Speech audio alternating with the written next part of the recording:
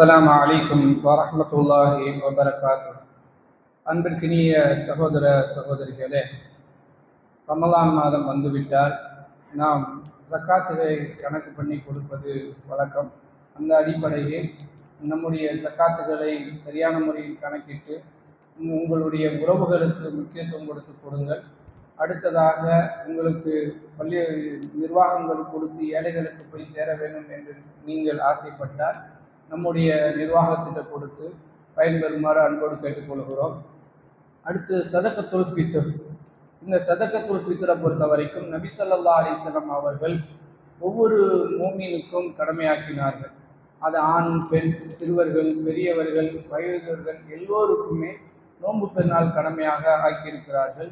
அது எதன் நோக்கத்திற்கு என்றால், நோன்பு பெருநாள் அன்று எல்லா ஏழைகளும் செல்வந்தர்கள் போல சரியான முறையில் சமமாக உணவு உண்ண வேண்டும் என்ற நோக்கம்தான்.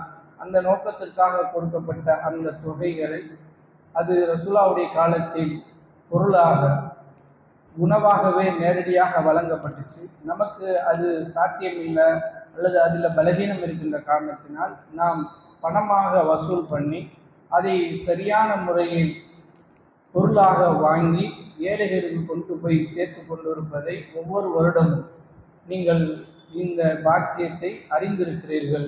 அந்த அடிப்படையில் இந்த வருடம் ஒரு நபருக்கு 150 ரூபாய் என்று கணக்கிடப்பட்டிருக்கிறது.